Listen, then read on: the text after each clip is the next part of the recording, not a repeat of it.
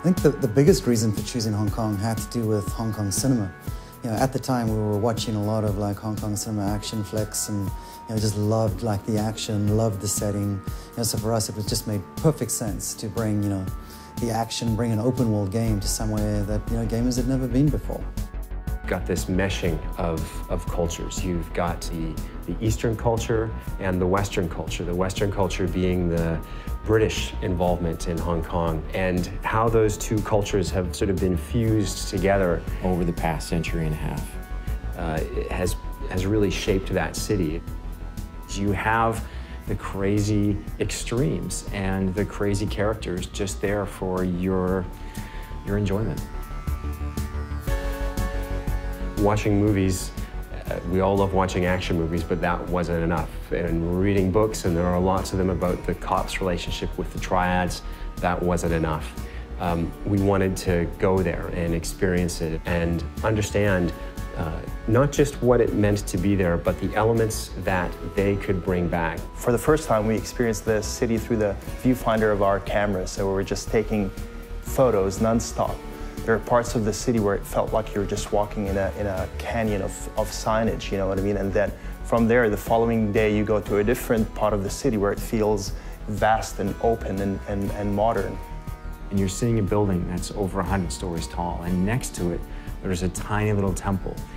You see guys hanging out on a street corner who look like they were in a street fight, and they were triad guys who actually were in a street fight. The key for us about the triads and about Hong Kong was just how interwoven like the triads are into society. It's not like there's a bad guy that you can point to the whole time. They're part of the fabric. We were really lucky to be able to talk to people on both sides, the police and the triads. We talked to a member of very high up, and I guess you'd call it the Hong Kong Secret Service. He was fascinating to talk to, just in terms of understanding what the threats were in Hong Kong. We talked to a couple of members of the triads as well, who took our writer into some very interesting places. He never felt at risk, but he learned some interesting things.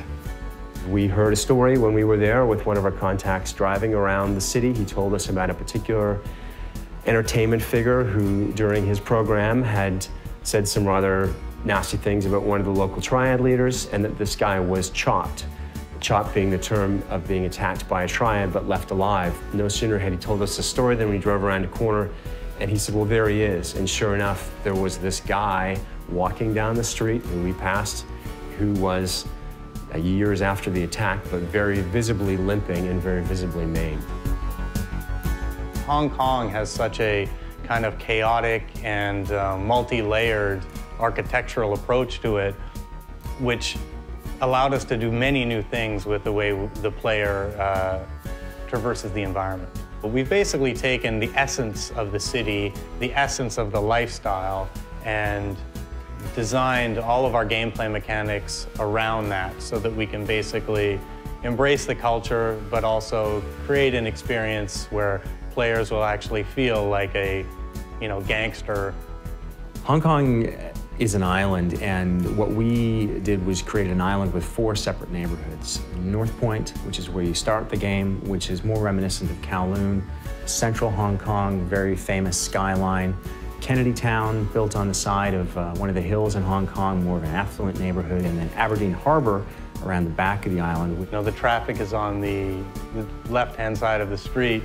We decided, for the sake of authenticity, that we were going to go with that. We wanted to capture a bit of everything, because really what's unique about Hong Kong is its diversity, and we wanted to capture that diversity. And small things like the tiny alleyways, the cluttered alleyways that feel dingy, foreign, and threatening in some ways. Layers of signage and pipes and wires and hanging laundry. It's a bit overwhelming in the beginning, but then you start slowly getting adjusted to what you're seeing.